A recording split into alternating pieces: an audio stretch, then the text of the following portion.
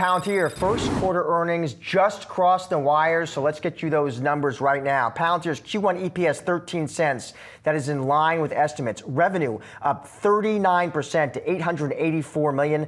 That's versus expectations of $862.9 million. U.S. commercial up 71% to $255 million. That's a beat. U.S. government up 45% to $373 million. That is also a beat.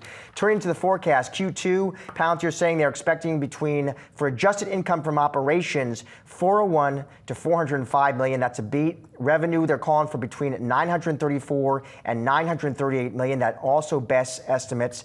For the year, they are now raising their forecast. So they're now seeing, with adjusted income from operations, they're now seeing between 1.711 and 1.723 billion. That's a beat. And on revenue, they're now calling for between 3.890 and 3.902 billion. That is also better than expected. I did have the chance to speak with Palantir CEO Alex Karp about the quarter. Let me bring you those comments. Karp saying, this is so improbable unless you have exactly the right product market fit at exactly the right time. And we continue to do this with a paltry go-to-market apparatus. The promise of AI is actually working if you implement it correctly on the battlefield and in U.S. commercial, and you can see it in the numbers. Karp continuing, we have a $1 billion run rate in U.S. commercial now, which is the gold standard for when a company has really broken through.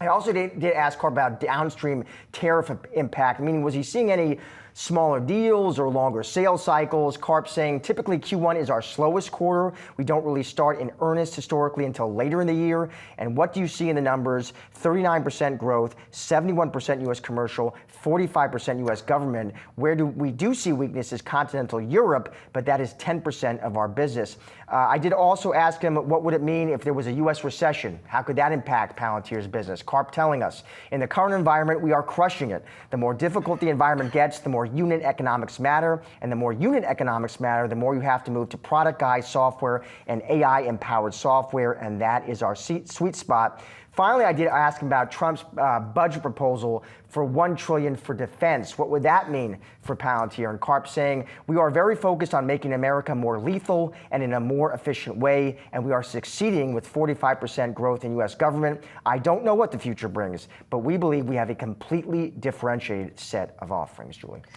So the shares have been bouncing around, which is quite interesting when you look at numbers like these. But consider the fact that the shares are up more than 60% just this year alone, at a time when most of the market has not been doing that well, to say the least. It's the best performer in the NASDAQ 100 this year by a wide margin.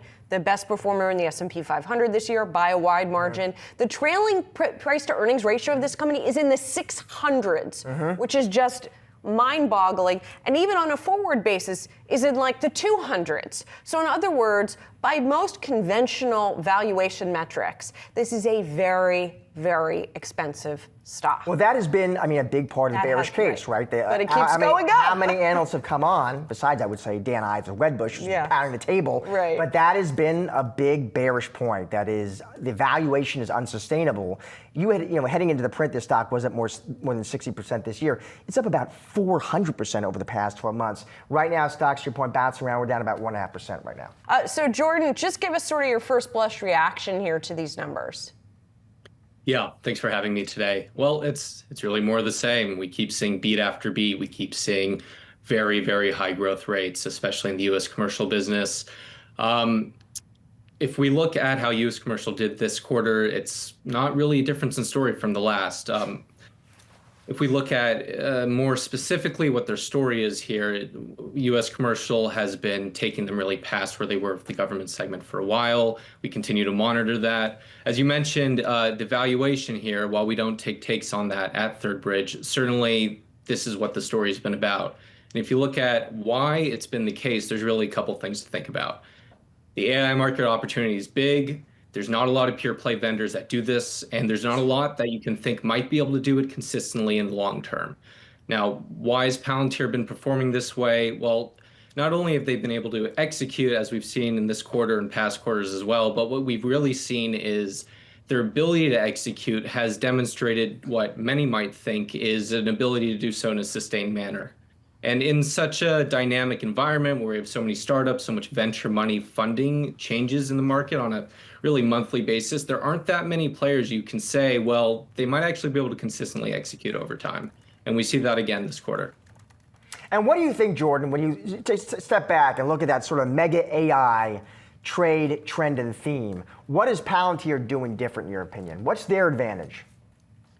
Yeah, there's a couple of things here. So, we know they cut their teeth in the defense sector for a while. They've been doing this for decades at this point. And they started with really a services intensive business. In some ways, they were not fully just a software business. They've developed a certain level of AI know-how when it comes to actually selling AI. It's a complicated process. You have to identify use case, you have to figure out how to monetize it, and then you have to put it into production in a customer environment.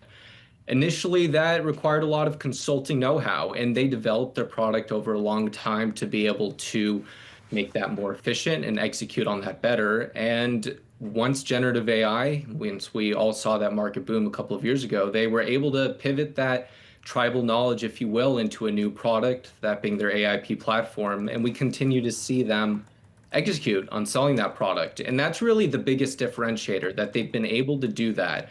And instantiated within that is not just a great product, but it's, again, that tribal knowledge that they have.